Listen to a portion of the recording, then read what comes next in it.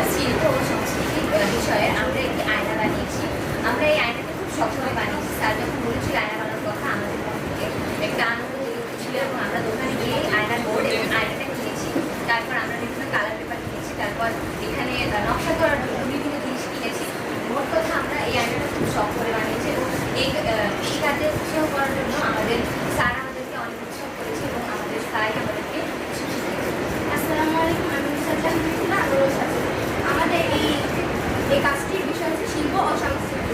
আমাদের শিক্ষক রেমন লিখেছেন আমাদের এই কাজটি কে নিজের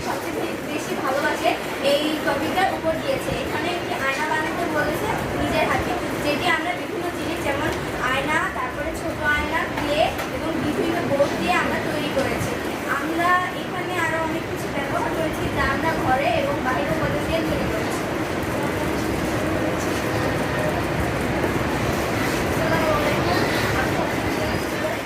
আসসালামু আলাইকুম, আমি সপ্তম শ্রেণীর স্টুডেন্ট। আজকে আমরা আয়না বানাচ্ছি। আমাদের বিষয়টা হচ্ছে নিজেকে কে কতটুকু ভালোবাসে সেই বিষয় প্রেক্ষাপটে আমাদের শিক্ষক আমাদেরকে বলেছে যে আয়না সুন্দর করে সাজাতে, যাতে আমরা নিজে কতটুকু ভালোবাসি। এটি আমাদের শিল্প সংস্কৃতির একটি ক্লাস।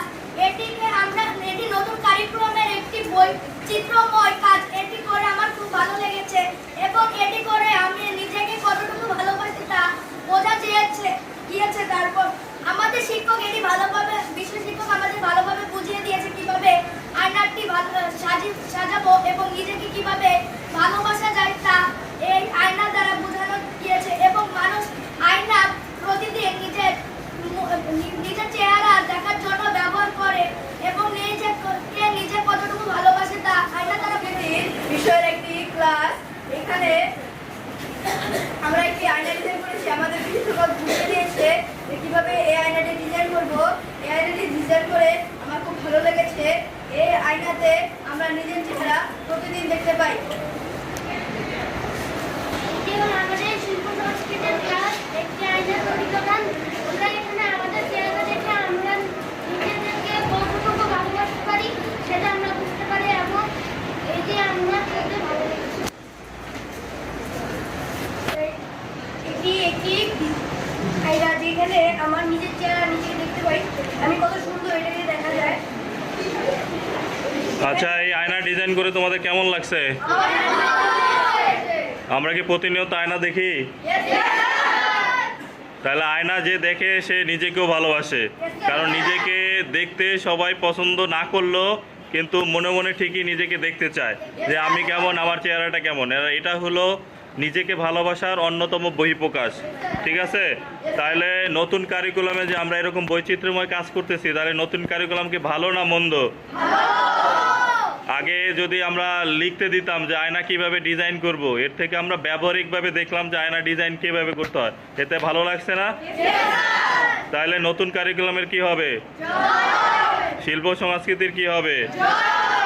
তাহলে এই কাজ আমরা আরো পরবর্তীতে কি করতে পারবো? একটু টাকা লাগলেও এই কাজ করে কি আনন্দ লাগছে না? এই যে এখন স্মৃতিতে থাকবে যে আমি একটা আয়না ডিজাইন করছিলাম। পরবর্তীতে তোমাকে যদি বলা হয় যে একটা বিয়ে বাড়ির ডিজাইন করবা, তাহলে তুমি এই আয়নাটাও এখানে বিয়ের ডেকোরেশন হিসেবে ব্যবহার করতে পারবা। ঠিক আছে, তাহলে যারা নতুন আছে, আগামীতে 6-এ উঠবে, ওদের জন্য তোমাদের পরামর্শ কি? ওদের ভালোভাবে বোঝাবো কিভাবে এই যে এগুলো কাজ করতে হয় এবং তাদেরকে আমরা শিল্প সংস্কৃতি ও বিভিন্ন নতুন কারিকুলাম সম্পর্কে বোঝাবো। আচ্ছা, ধন্যবাদ সবাইকে।